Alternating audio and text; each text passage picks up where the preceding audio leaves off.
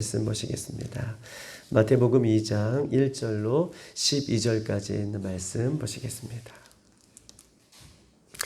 2장 1절로 12절까지 있는 말씀 저와 여러분 한 절씩 그렇게 교독하시겠습니다. 헤로도 왕 때에 예수께서 유대 베들레헴에서 나심에 동방으로부터 박사들이 예루살렘에 이르러 말하되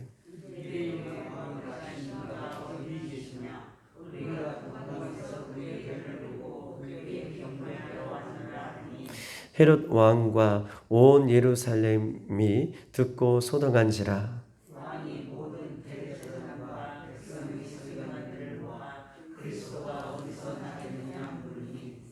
이르되 유대 베들레헴으로 오니 이는 선지자로 이렇게 기록된 바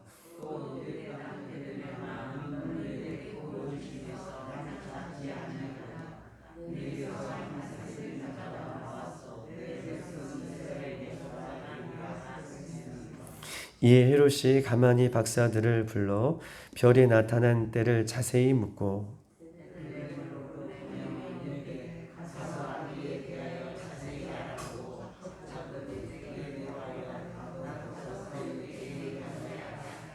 박사들이 왕의 말을 듣고 갈새 동방에서 보던 그 별이 문득 앞서 인도하여 가다가 아기 있는 곳 위에 머물러 서 있는지라.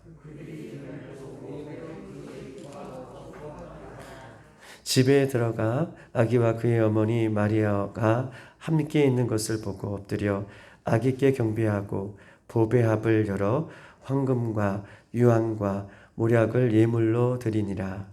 그들은 꿈에 헤롯에게로 돌아가지 말라 지시하심을 받아 다른 길로 고국에 돌아가니라. 아멘. 오늘 이 마태복음 2장 1절로 이 12절까지 있는 말씀은 예수님의 탄생에 대한 말씀이 오늘 본문에 기록되어 있습니다. 우리가 잘 알고 있는 것처럼 동방의 박사들이 별을 보고 유대 왕으로 나신 이를 경배하러 지금 베들레헴에 임하는 베들레헴에 도착한 장면이 오늘 본문의 장면이고, 이 헤롯 왕은 그 당시에 헤롯 왕은 온 예루살렘에 이 동방의 박사들이 예수님을 경배하러 왔다라고 하는 이 소식에 헤롯 왕은 온 예루살렘을 혼돈에 빠뜨릴 정도로 소동하고 혼란스럽게 격동하게 합니다. 헤롯 왕은 박사들에게 아기를 찾거든 말해달라라고 얘기하고 자신도 경배하러 가겠다라고 얘기하죠. 헤롯 왕은 이렇게 거짓말로 이 아기 예수님을 죽이려고 하는 이 모함 속에서도 하나님은 이 박사들에게 그 별들로 다시 한번 이 별들이 그 박사들을 인도하여 아기가 있는 곳에 머물러 가봤더니 거기에 마리아와 아기 예수님을 보고 경배하고 꿈에 헤롯에게 돌아가지 말라 12절에 헤롯에게로 돌아가지 말라라고 하는 이 꿈을 꾼 이후에 다시 헤롯에게로 돌아가지 않고 고국으로 돌아간 장면이 오늘 본문의 전체적인 내용이고 오늘 예수님의 태어나신 장면이 오늘 본문의 장면인 것입니다. 오늘 본문 1절을 한번 보겠습니다. 1절을 보면 헤롯 왕 때에 예수께서 유대 베들레헴에서 나심에 동방으로부터 박사들이 예루살렘에 이르러 말하되 라고 이야기하고 있습니다. 즉 다시 말해서 예수님께서 태어나신 때를 가리켜 헤롯 왕 때라라고 얘기하고 있고 예수님은 유대 베들레헴에 나셨다라고 1절은 이렇게 설명하고 있습니다.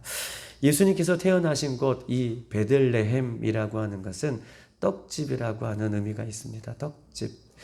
요한복음 6장에 보면 예수님께서는 자신을 가리켜 나는 생명의 떡이다 라고 말씀해 주고 계시죠.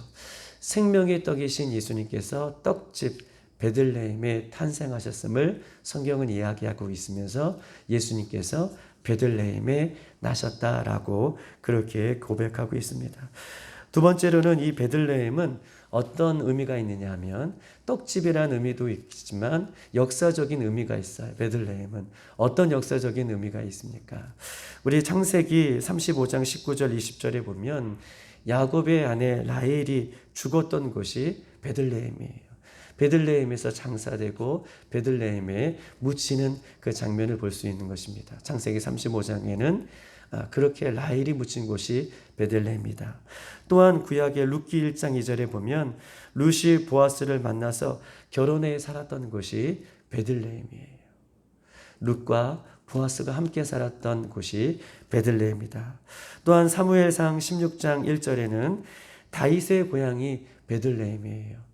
16장 1절에 이렇게 써 있습니다. 하나님은 사무엘 선지자에게 기름을 준비해 베들레헴 이새의 아들 중에서 한 왕을 세우겠다라고 얘기하고 계시면서 이새의 고향인 다윗의 아버지 이새의 고향인 그 고향이 베들레헴이다라고 이렇게 말씀하고 있습니다. 특별히 오늘 예수님은 이 베들레헴에서 탄생했다라고 하는 이유가 있어요. 왜냐하면 베들레헴은 이렇게 역사적으로도 사실인 것을 기억하고 있죠.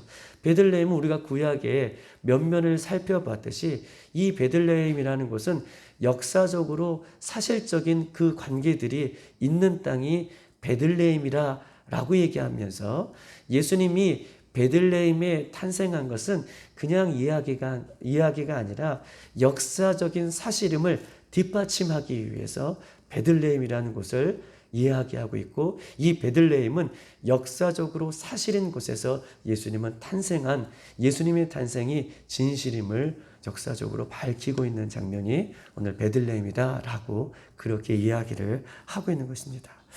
특별히 이 베들레헴에 예수님께서 탄생하실 그 때를 오늘 본문은 가리키고 있는데, 그 때가 오늘 본문 1절에 보면 헤롯 왕 때라라고 얘기하고 있습니다.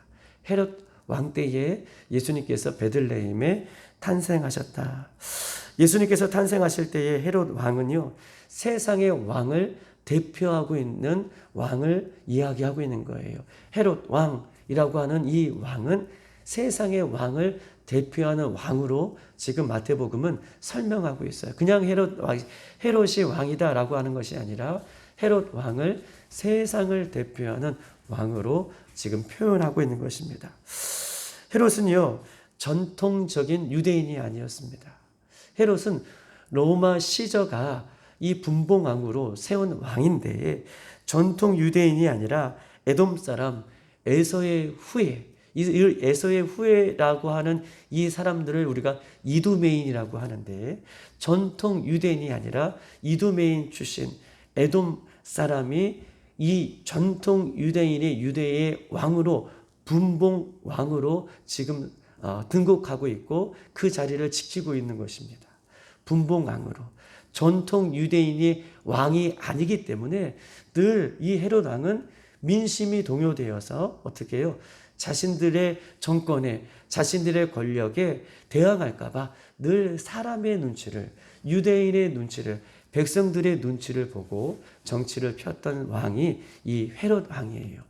그런데 이 헤롯 왕이 얼마나 정말 정치적으로 그렇고 또 환경적으로도 그렇고 여건적으로도 그렇고 사람의 눈치를 보고 살았냐 하면, 이 헤롯 왕은 완전 이 로마의 앞잡이의 역할들 뿐만 아니라 이 이스라엘 백성들에게도 아주 못할 일을 했던 이 왕이 이 헤롯 왕이다 라고 할 정도로, 이 헤롯 왕은 예수님께서 탄생할 당시에 그의 나이가 70이었다 라고 할 정도로 아주 오랜 세월 동안 유대의 왕으로, 분봉 왕으로 그 역할을 감당했던 왕이 그 헤롯 왕인 것입니다.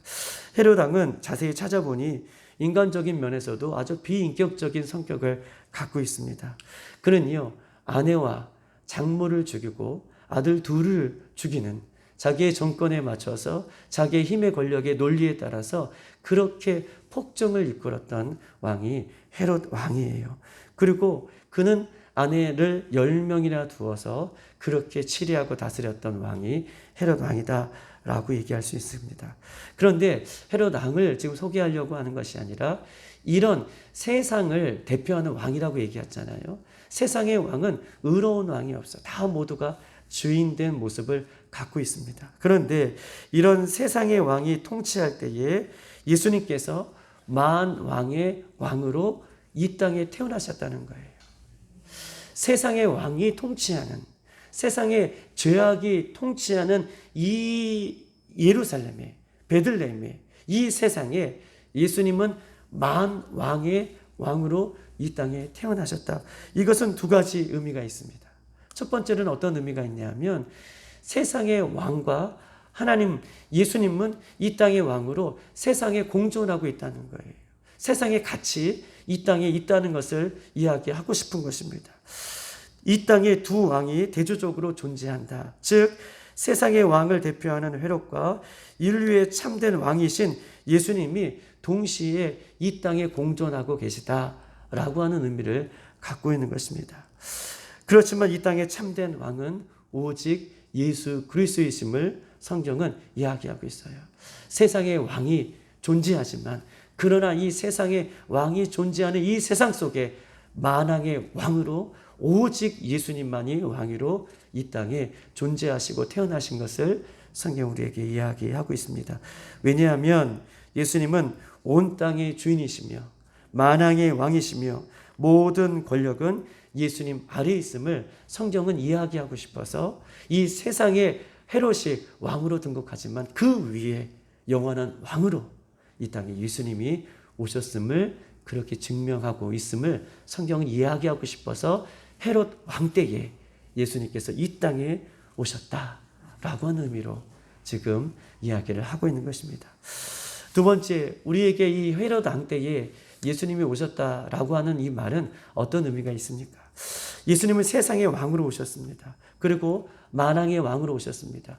우리는 세상의 왕으로 오시고 만왕의 왕 되신 예수님을 우리는 믿고 따라가는 사람이죠. 예수님을 왕으로 우리가 믿고 따라간다. 우리가 세상의 왕을 믿고 따라가는 사람이 아니라 예수님을 왕 되심을 믿고 따라간다라고 하는 의미는 구체적으로 어떤 의미가 있습니까? 이런 의미가 있습니다. 우리가 예수님을 왕으로 모시고 살아가는 것은 나는 왕 되신 예수님의 종이다라고 하는 의미가 있어요. 왕 되신 예수님의 그 예수님을 왕 되신 예수님을 믿고 따라간다면 그 왕 되신 예수님을 우리는 왕 되신 예수님의 종이다라고 하는 의미가 있는 것입니다. 여러분 보십시다. 옛날 종들은 어떤 의미들을 갖고 있습니까? 옛날의 종들은요, 자기의 생각이 없어요. 자기의 생각이 없다는 것은 생각을 안 한다는 것이 아니라 오직 왕의 생각이 그들의 생각이었어요. 할렐루야. 왕을 온전히 믿고 따라가는 그런 종들은 우리가 예수님을 왕으로 믿고 따라가잖아요. 그 왕으로 믿고 따라간다는 것은 그 왕이신 밑에 우리는 다 종이라는 것이죠. 종은요, 왕의 생각이 곧 자신의 생각이었습니다. 종은요, 그들의 뜻이 없었습니다. 왕의 뜻이 그 종들의 뜻이었어요. 종은요, 말이 없었습니다. 오직 왕의 말이 그들의 말이었습니다. 다시 말하면 종들은 왕에 대하여 절대 복종, 종들은 왕에 대하여 절대 순종하며 살아가는 것이 종의 모습인 것을 이야기하고 있죠. 여러분 보십시다. 왕의 종은요, 자신의 소유도 자신의 것이 아니었어요. 왕의 종들은 자신의 소유도, 즉 자기의 쓸 것이 있었지만 그것도 다 왕의 소유로 인정하며 살아갔던 사람들이 종인 것입니다. 심지어 자신의 아들과 딸들도 왕의 소유로 인정하며 살았고 자신의 자신의 몸조차도 왕의 것임을 인정하며 살아갔던 것이 종의 모습인 것이죠. 예수님은요, 우리는 나의 왕으로 믿고 살아간다는 것은 나는 왕 되신 예수님의 종이라는 뜻이에요. 할렐루야. 맞아요. 우리가 왕 되신 예수님, 오늘 이 땅에 왕 되신 예수님을 우리가 믿는다는 것은 그 왕 되신 예수님의 나는 종이다 라고 하는 믿음이 이 안에 내포되어 있고 고백되어지는 것입니다. 나의 모든 것이 왕 되신 예수님의 것이요, 나의 몸까지 나의 자녀까지 왕 되신 예수님의 것임을 인정하고 살아가는 것, 이것이 우리가 이 땅에 살아가야 할 믿음의 자세인 것을 성경은 우리에게 말씀하고 있는 것입니다. 사람의 종이 된다는 것은 수치스러울 수 있습니다. 내가 사람의 종이다. 수치스러울 수 있고 부끄러울 수 있습니다. 그러나 왕 대신 예수님이 종이 된다는 것은 영광스러운 일인 줄 믿습니다. 왜냐하면 왕 대신 예수님을 왕으로 모시고 믿고 살아가는 사람은 왕 대신 예수님 안에 그가 보호를 받고 왕 대신 예수님 안에 함께 살아가는 존재이기 때문에 우리는 사람의 종이 아니라 왕 대신 하나님의 영광스러운 존재인 것을 기억하고 오늘도 그 예수님의 안에 살아가는 저와 여러분 되기를 주님의 이름으로 축복합니다. 예수님 안에 보호를 받고 살아간다는 것은 이것이죠. 예수님은 이렇게 말씀하고 계십니다. 나더러 주여 주여 하는 자마다 천국에 들어갈 것이 아니라 내 아버지의 뜻대로 행하는 자라야 천국에 들어갈 것이다. 즉 옛날이나 오늘이라 예수님을 향하여 주여 주여 부르는 사람은 너무 많다는 거예요. 옛날이나 오늘이라 이 시대를 살면서 주여 주여 부르는 사람들은 너무 많은데에 왕 대신 예수님의 뜻에 복종하여서 왕 대신 예수님의 뜻에 순종하여서 그렇게 살아가는 사람은 적다라고 말씀하고 계셔요.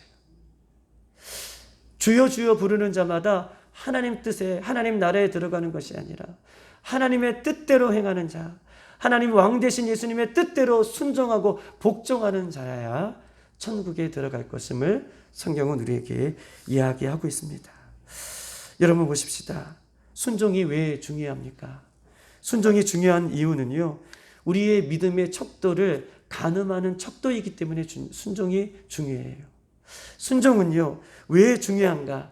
나의 믿음이 정말 신실한 믿음인가를 가늠하는 척도이기 때문에 중요해요. 그 이야기를 하고 싶어서 야고보서는 행함이 없는 믿음은 죽은 것이다. 순종이 척도라고, 믿음의 척도라고 얘기했잖아요. 행함이 없다. 그 믿음은 죽은 것이다. 라고 하는 척도로 일관된 이야기로 이야기하면서 왕 대신 예수님을 믿고 따라가는 우리들은 어떠한 형편과 처지에 있을지라도 그 예수님의 말씀에 순종하며 그런 믿음으로 살 것을 성경은 우리에게 이야기하고 있습니다. 오늘 하루도 왕 대신 예수님을 종으로, 또 오늘 하루도 왕 대신 예수님의 말씀에 온전한 순종을 이뤄감으로 예수님 다시 오실 때까지 승리하는 저와 여러분 되기를 주님의 이름으로 축복합니다. 왕 대신 예수님을 믿는 우리들은 세상의 종이 아닙니다.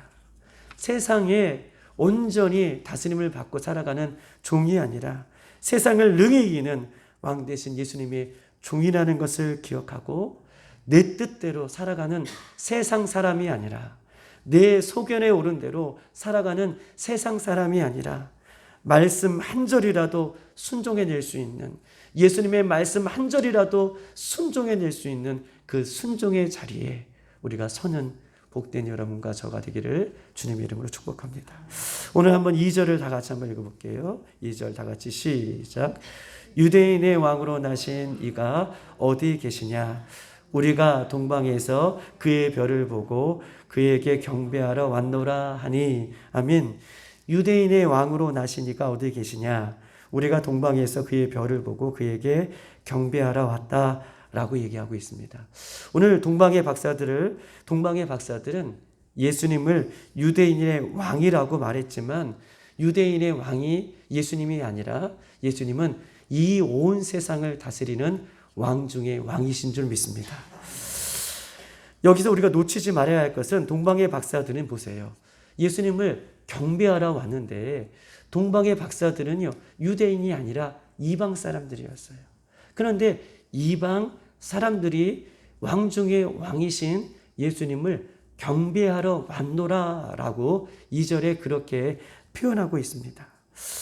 마태는 왜 예수님의 탄생에 이방 사람들이 경배하러 왔다라고 이방 사람들을 여기에 기록하는 이유가 무엇일까요? 마태는요, 유대인이 충분히 예수님 앞에 경배하고 예수 그리스도를 믿는 사람들이 예수님 앞에 충분히 경배할 수 있는데 이방 사람들이 이렇게 예수님을 경배하러 왔다라고 하는 이유가 한 가지 있습니다. 예수님이 오시는 분이요, 보세요. 유대인을 민족을 한계를 넘어 온 민족의 경배를 받으실 분이 예수님이라는 것을 이야기하고 싶은 거예요.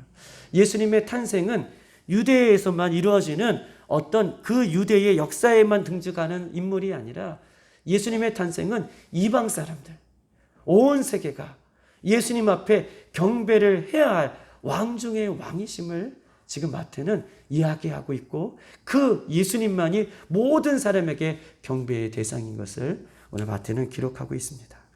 2절에는요, 동방의 박사들이 아기 예수님을 찾아온 목적을 이야기하면서 경배하러 왔다라고 얘기하고 있어요. 여러분 보십시다. 하나님 앞에, 예수님 앞에 경배하는 것은 쉬운 일이 아니에요. 우리는 이렇게 예수님 앞에 예배하고 찬양하고 기도하지만 우리 세계 곳곳에 보면 예수님 앞에 경배하고 예배하고 기도하고 찬양하고 싶어도 마음껏 제약이 있어서 찬양하지 못하고 경배하지 못하는 곳이 너무나 많습니다. 그런데 오늘 이 동방의 박사들도 예수님 앞에 경배하러 왔을 때에 그냥 순조롭게 경배하고 온 것이 아니라 상당한 대가를 지불하고 경배하러 예수님을 찾아옵니다. 첫 번째로는요, 먼 거리를 이동해서 예수님을 찾아왔다. 이런 먼 거리를 오는 대가를 충분히 지불하고 왔음을 성경은 이야기하고 있습니다. 오늘날 같이 교통수단이 발달되어서 예수님 앞에 경배하러 간다라고 한다면 내비게이션이 있어서 쉽게 찾아갈 수도 있지만, 그 당시에는요, 짐승에 의지해서 저 별을 보면서 예수님을 찾아왔다라고 하는 모습을 보면 아마 쉬운 길이 아니었음을 이야기하고 있는 것입니다. 특별히 희생에 충분한 대가를 지불하고 예수님 앞에 경배하러 왔음을 본문은 우리에게 이야기하고 있는 것이죠. 왕을 만나고자 이 갈망이 없으면 경배하러 오지 못함을 성경은 이야기하고 있어요. 왕을 경배하러 오겠다라고 하는 사모함, 왕을 경배하러 오겠다라고 하는 이 갈망이 없이는 그 먼 거리를 떠나서 찾아올 수 없음을, 대가를 지불할 수 없음을 이야기하면서 이 갈망함, 갈급함, 이 사모하는 은혜가 우리 가운데에도 회복될 것을 성경은 우리에게 이야기하고 있습니다.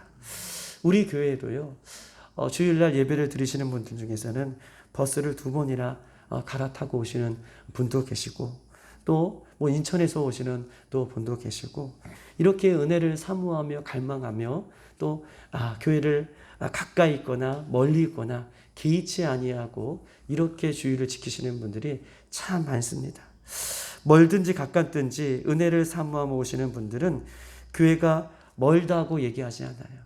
아이고, 내가 교회가 멀어서 내가 오늘 못 갑니다. 내가 교회가 멀어서 내가 이렇게 오늘 예배를 참석하지 못합니다 라고 하는 것이 아니라, 은혜를 사모하고 예배를 사모하고 예수님을 사모하는 사람들의 특징은 이렇게 얘기하죠. 자신의 집이 교회에서 멀다라고 얘기해요. 교회가 멀어서 오늘 못 나오겠습니다 라고 하는 것이 아니라, 자신의 집이 교회가 멀다라고 하는 이야기들로 아주 예수님을 사모하는 사람들에게 있어서는 관점이 바뀌고 시각이 바뀌고 말이 바뀌어서 이렇게 고백하며 간증하는 모습들이 있음을 우리에게 찾아볼 수 있는 것입니다. 예수님을 사모하는 사람들은 언제든지 대가를 지불할 준비가 되어 있다라고 이렇게 얘기할 수 있어요.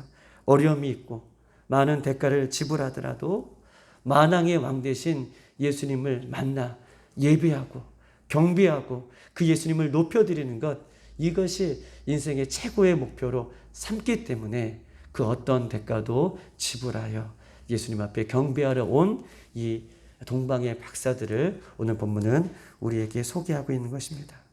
예수님을 만나기 위해 저와 여러분은 어떤 대가를 지불하고 계십니까? 예수님을 만나기 위해, 예수님께 경배하기 위해 우리는 어떤 대가도 지불할 그런 믿음의 자세가 늘 되어 있습니까?